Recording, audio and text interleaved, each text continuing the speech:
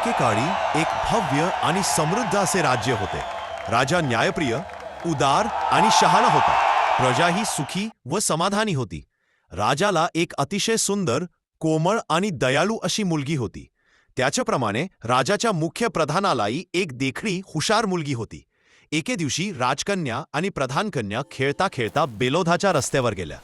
बोलता बोलता राजकन्येने प्रधानकन्येला विचारले, तुझ्या नवऱ्याचं नाव काय असावं असं तुला वाटतं?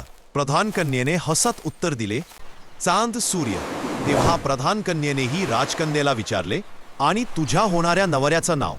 राजकन्या एकदम चिडवणारी नजर करून म्हणाली, अडघाती अडक्या. पण हे नाव घेता क्षणी अचानक अडघाती अडक्या नावाचा भयंकर राक्षस जागा झाला. त्याने गुरगुरत म्हटले, अरे रे, कोणीतरी माझं नाव घेतलं. वादळ घेऊन मी आता याच क्षणी येतो. क्षणात वादळ कोसळलं, अंधार दाटला आणि राक्षस प्रकट झाला. त्याने झोपलेल्या भुत्याला उठवलं आणि म्हणाला, लवकर चल, राजकन्येने माझं नाव घेतलं आहे. राक्षसाने लगेच राजकन्येला उचलून आपल्या कानात टाकून घेऊन गेला.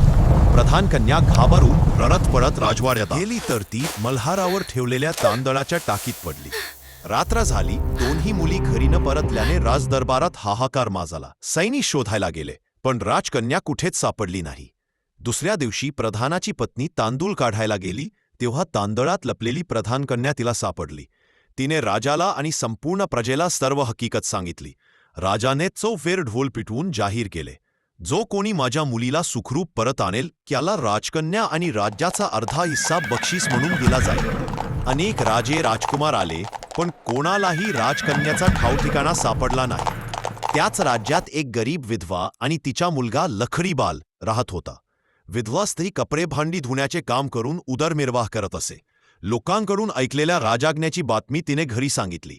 हे ऐकताच लखडीबालाच्या मनात विचार आला, राजकन्याला वाचवायचे काम मीच करेन. तो सरळ राजवाड्यात गेला. प्रधानाने त्याला पाहून तुच्छतेने म्हटले, तू राजकन्याला आणणार हे कसं शक्य आहे? कथा राजाच्या कानावर गेली.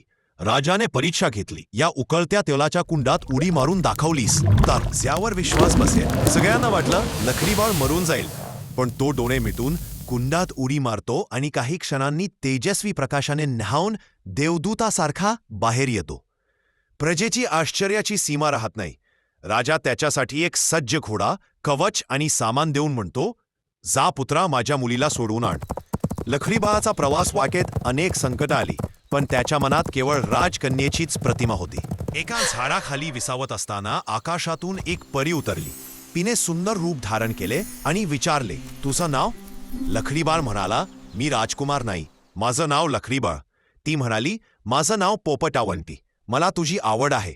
आजची रात्र माझ्या घरात विश्रांती घे. लखडीबाळ म्हणाला, मी येईन, पण माझ्या कंबरधोऱ्याला तुझा हात लागला तर तुला माझ्याशी विवाह करावा लागेल. रात्र शांतपणे गेली. सकाळी परी आपल्या मूळ रूपात येऊन वचन देते, कुठेही अडचण आली तर माझं नाव आठव, मी धावत येईन.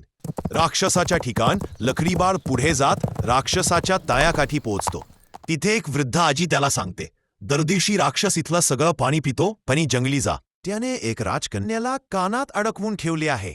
लखडीबाळ दुसऱ्या दिवशी झाडावर लपून बसतो. राक्षस तळण रिकामं करून झोपतो. लखडीबाळ खाली उतरून राजकन्याला भेटतो आणि राजाने दिलेली ओळखीची वस्तू दाखवतो. राजकन्या आनंदाने रडते. राक्षसाच्या वध तो आजीकडे परत येतो आणि म्हणतो, मला 3 बाण आणि 1 मजबूत धनुष्य हवं. नागरातील सर्व लोहारांना पैसे देऊन काम करवून घेतो.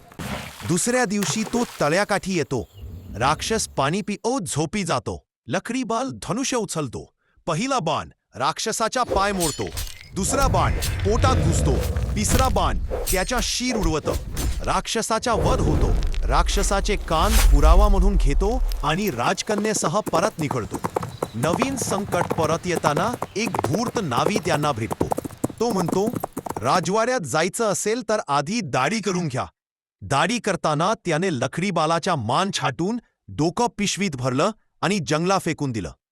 राजकन्या त्याच्या फसवणुकीत अडकली. नाव्याने राजकन्येला राजवाड्यात नेलं आणि खोटं सांगितलं की मीच तिला वाचवलं. पुन्हा परीचे आगमन. लखडीबाळाची आत्मा आकाशात पोहोचते. तेव्हा पुयपातावंती परी येते आणि प्राण त्याचे देते. मात्र नहावीने पुढे त्याच्यावर आणखी संकट आणून हातपाय तोडून एका पिशवीत टाकले. एक दयाळू मारी त्याला शोधतो, औषधी उपचार करतो. लकडीबाल शुद्धीवर येतो, पण हातपाय नसतात. मारी त्याला बाग राखायला काम देतो. चमत्कार एके दिवशी आकाशातून जात असलेल्या पर्यांना बागेतील फुलांचा सुवास जाणवतो. त्या खाली उतरतात. लकडीबाळ म्हणतो, कृपा करून फूल न तोडा. मी अपंग आहे, पण हीच माझी कमाई. त्याच्या प्रामाणिकपणाने प्रभावित होऊन एक परी त्याला चोखा फूल देते.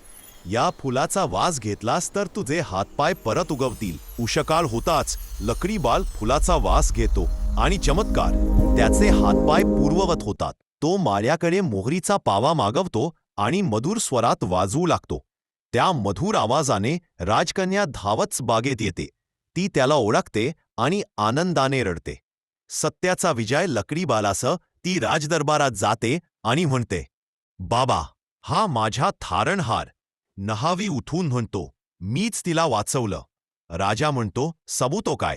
तेव्हा लकडीबाळ चोखा फुलाचा सुवास घेतो. त्याचे हात उगवतात आणि तो राक्षसाचे कान दाखवतो. सर्व सत्य समोर येतं. न मिळते.